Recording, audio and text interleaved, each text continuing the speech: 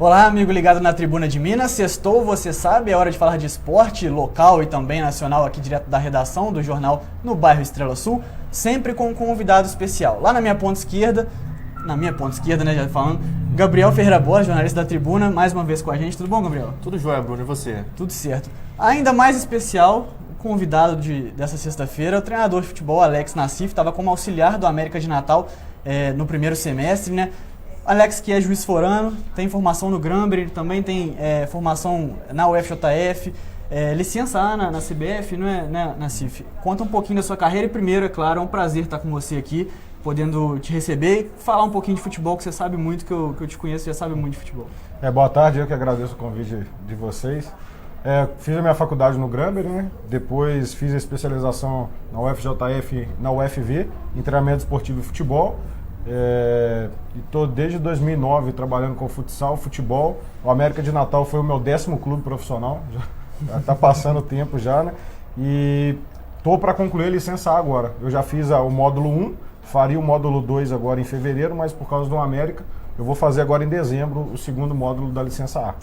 Para quem não conhece, né, não tem esse conhecimento, o Nassif, ele foi campeão brasileiro da Série D pelo Tupi em 2011, analista de desempenho, né? O técnico era o Ricardo Drubski, o grande Ricardo Drubski. Você era analista de desempenho naquela...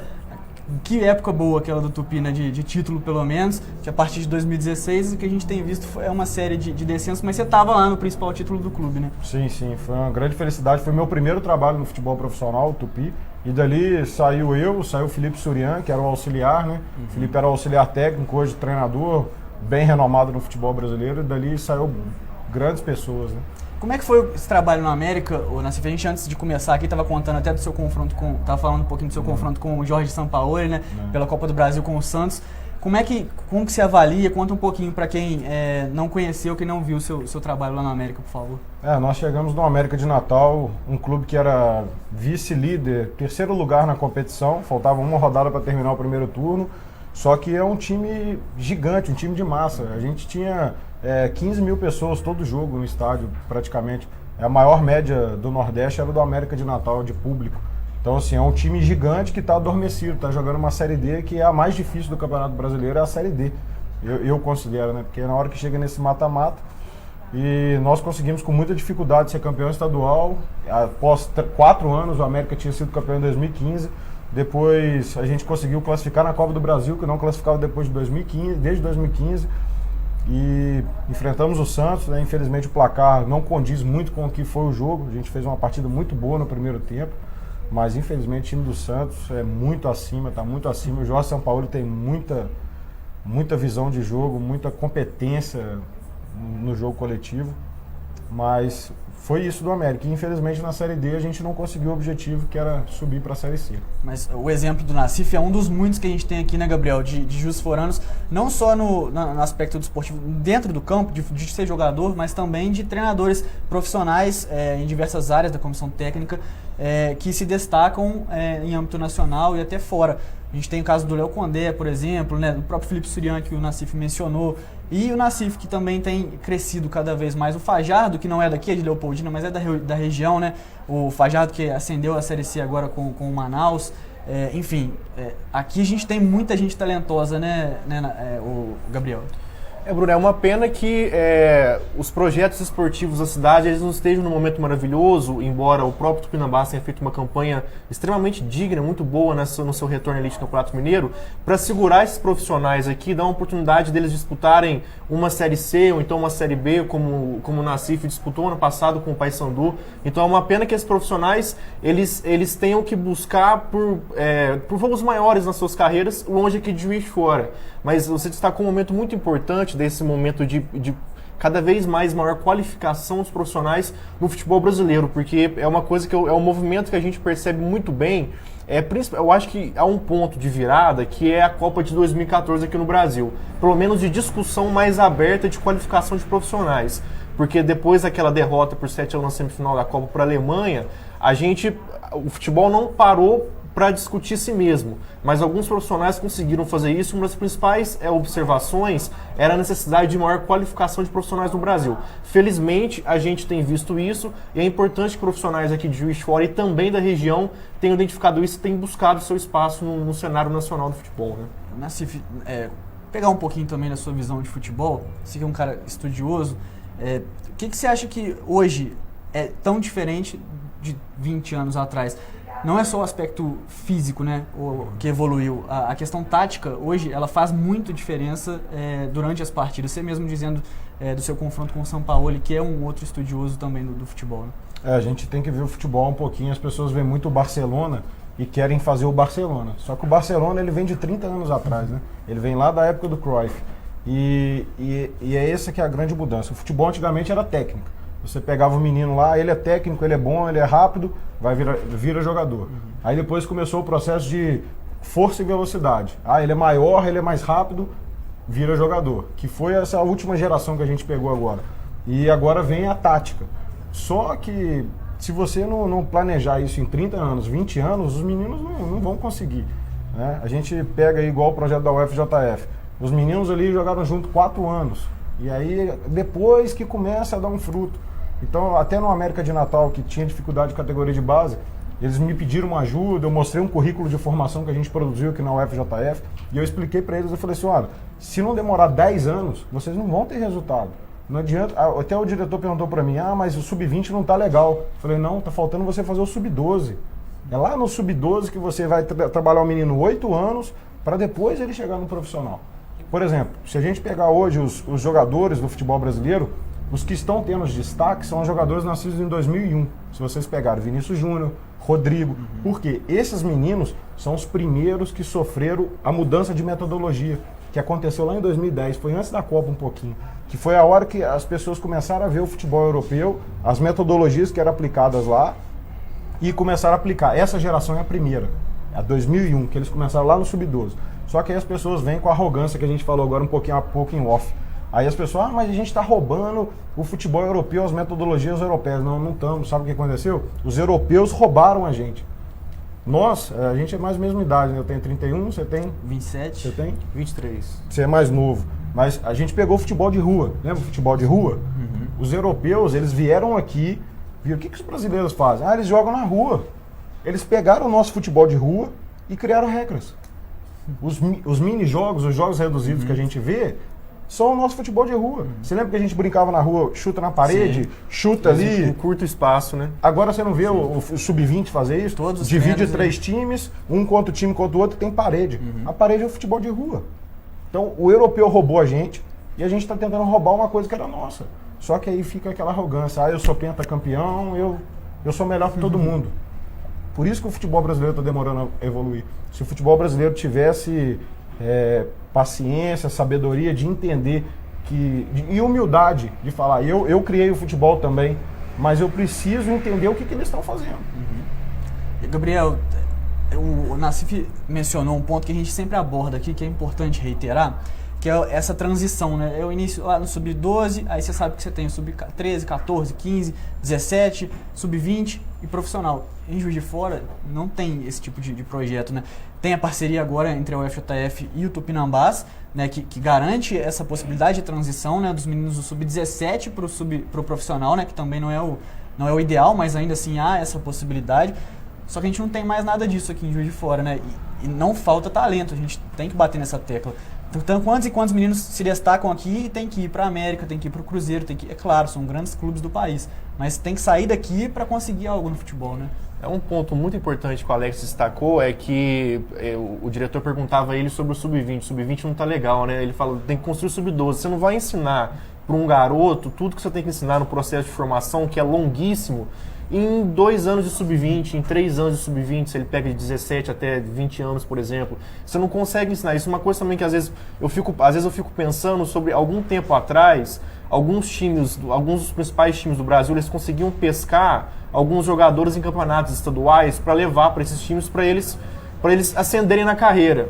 E eu acho que esse movimento ele tem caído um pouco, e aí talvez seja um pouco de consequência do processo de formação no Brasil, principalmente no interior, de você não ter acesso a uma formação grande. Você pegar, começar desde, sabe, do sub-8, de criança jogando em campo society ainda, com campo reduzido. Então, às vezes, alguns jogadores ainda que pegaram essa época, que a maioria das cidades do interior não tinha clubes que propiciassem a ele essa progressão na carreira, na formação, aí eles acabavam chegando no profissional, esses jogadores chegaram no profissional com algumas dificuldades ainda técnicas, às vezes até de fundamento, de finalização, às vezes de um passe um pouco mais distante, e é um movimento que eu percebo. Talvez agora a gente passe a recuperar com essa mudança de metodologia que o Alex citou. Mandar um abraço aqui pro Miltinho Fonseca, Miltinho ligado de Barbacena. Grande abraço ao Miltinho. Lucas Borges também aqui, já dá os palpites dele para a Série A do Brasileiro, que é o nosso próximo assunto. Daqui a pouquinho eu vou ler seu comentário, Lucas. Antes disso, Alex, para o segundo semestre, qual que é a sua situação? Está estudando propostas, enfim, qual é a sua situação nesse momento? Nesse momento eu estou estudando propostas, tem algumas coisas em vista, a gente sempre aparece alguma coisa da base, algumas sondagens, mas às vezes não é o que a gente quer no momento, às vezes tem que esperar um pouquinho para ver o que vai acontecer nesse segundo semestre e ter um pouquinho de paciência. Só completar o que vocês estavam falando aqui, Juiz de Fora tem a UFJF e eu acho que a cidade poderia apoiar. Às vezes eu até puxo muita sardinha, porque é onde eu me criei.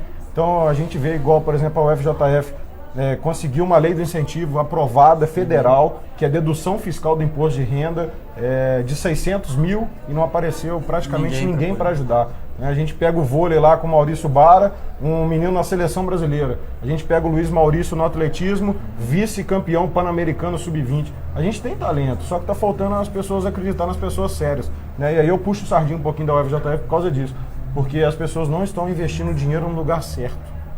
Exatamente. Só completando também essa questão, o Brasil tem muito disso, a gente espera brotar talentos como se fosse um processo natural, né? Vai nascer um ali, vai nascer um outro lá, é como se a gente não acreditasse que a gente pudesse aproveitar toda essa capacidade atlética que o brasileiro naturalmente ele tem, aproveitar de alguma forma de tentar implantar algum tipo de metodologia para facilitar esse trabalho, para propiciar cada vez mais a jovens atletas esses resultados bons que muitos têm conseguido, principalmente aqui em Juiz de Fora. Sem dúvida. Para a gente encerrar esse papo, que é curto, é rápido, né? Porque é bom, a conversa é boa, poderia render muito mais, inclusive. Temos a 12ª rodada do Campeonato Brasileiro, iniciada no sábado. Fala rapidamente dos jogos. Palmeiras abre a rodada enfrentando o Vasco na Arena Palmeiras às 5 da tarde neste sábado. Também no sábado às 7 da noite tem Internacional e Ceará. E às 7 da noite também Cruzeiro e Atlético Paranaense no Mineirão.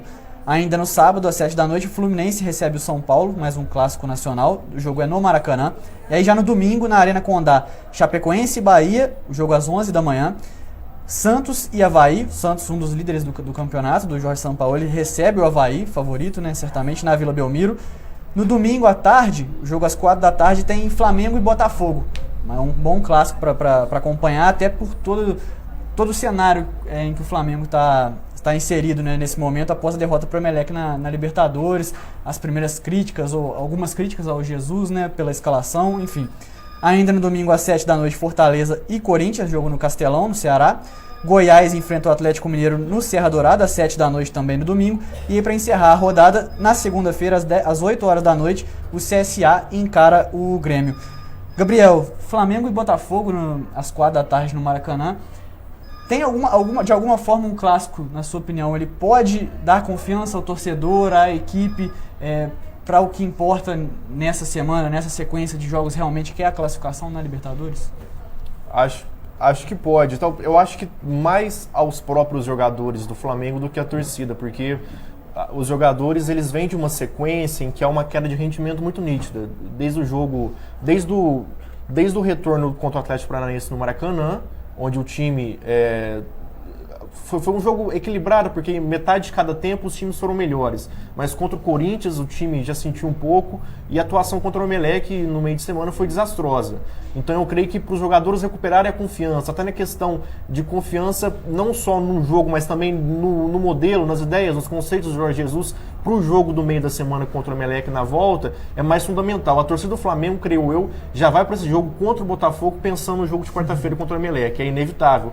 principalmente em razão das recentes campanhas do Flamengo na Libertadores. Em relação ao Botafogo, gostaria de pontuar só uma notícia de hoje.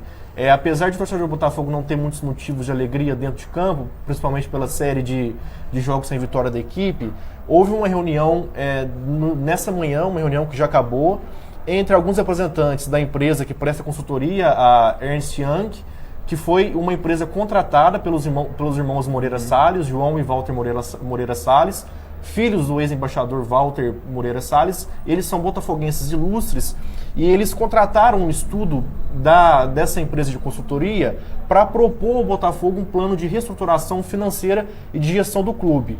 Pelas informações, principalmente do blog do Rodrigo Capello no Globo Esporte, esse plano foi muito bem aceito e a tendência é que seja votada uma reforma estatutária no Botafogo para que o futebol ele seja gerido por uma empresa. Vai ser uma empresa funcionando paralelamente ao clube social para gerir o futebol, e essa empresa ela captaria investimentos de alguns botafoguenses ilustres, talvez entre eles os irmãos Moreira Salles. É um dos caminhos, né, Alex, pro futebol brasileiro.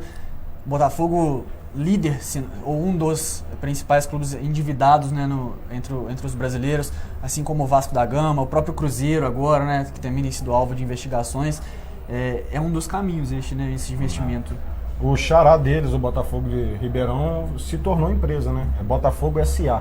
Eu acho que é um caminho. O próprio Bragantino agora vendeu para o Red Bull.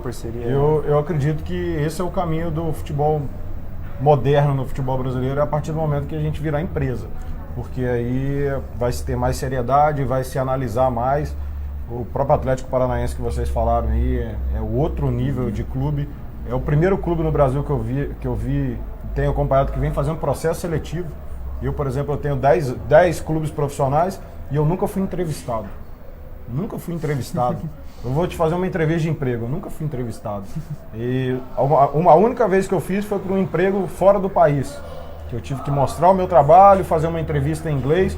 Foi totalmente diferente. Então, assim, a gente precisa virar empresa e precisa colocar as melhores pessoas para trabalhar. Sem dúvida. O Campeonato Brasileiro tem o Palmeiras como líder, 26 pontos, mesmo número de pontos do Santos. Completam o G4 Flamengo com 21 pontos e o Atlético Mineiro com 20 pontos somados. Alguma campanha te surpreende, Alex? Ou você destacaria alguma dessas equipes? Ou não só do G4, né, mas no Campeonato Brasileiro? Alguma equipe tem te chamado a atenção pela forma de jogar? Então, eu tenho visto poucas equipes por causa do trabalho, né? Agora que eu parei um pouco, estou tentando ver, mas aí a gente acaba acompanhando A, B, C, igual eu fico vendo Série B, fico vendo América. Mas assim, na Série A, me chama muita atenção o Santos, pelo baixo investimento que tem, pelo alto nível de jogo que tem. E o Atlético Mineiro também vem evoluindo, né? Com o Rodrigo fez boas campanhas na URT, o Atlético vem dando oportunidade para novos treinadores. E me chama a atenção o Atlético e o Santos, nesse momento de tabela, certo? E assim, o Palmeiras, há muita crítica, né, no jogo dele, é o líder, mas há muitas críticas. E o Flamengo, pelo investimento, talvez seja a grande decepção para o torcedor, né? Porque estar entre o G4 e ser decepção também é meio vago falar, né? É verdade. Pegar o comentário do Lucas Borges aqui, como eu tinha prometido, ele disse que acha que o Palmeiras vence o Vasco, o Inter vence o Ceará, o Cruzeirão vence o Atlético Paranaense, Fluminense e São Paulo empatam, o Bahia vence a Chapecoense, Santos vence o Avaí de goleada, Flamengo e Botafogo empatam, o Atlético Mineiro vence o Goiás, o Grêmio vence o CSA. Você que está sempre ligado com a gente, pode deixar seu comentário, que é sempre um prazer ler aqui no Mesa Quadrada. A gente já está encerrando, mas nas próximas edições, é claro, sempre às sextas, às 3 da tarde. É um prazer ter a sua participação aqui. Alex, queria agradecer a sua participação. As portas estão sempre abertas para você, cara. Eu que agradeço. Obrigado pelo convite. E ótima sorte aí nessa sequência de carreira, nessa ascensão sua, né? Que você está crescendo na carreira. Obrigado. Gabriel, mais uma vez, muito obrigado e que a gente possa trazer melhores notícias pro seu Flamengo na semana que vem. Se Deus quiser, né? Porque a situação não está sendo muito boa ultimamente não, Bruno. Muita dor de cabeça nas quartas-feiras à noite. E que a gente possa trazer também mais notícias positivas para o esporte local. Tem muita coisa boa, é só você acessar também o tribunademinas.com.br. Muito obrigado a você que ficou aqui com a gente até agora. Um ótimo final de semana e até a próxima sexta.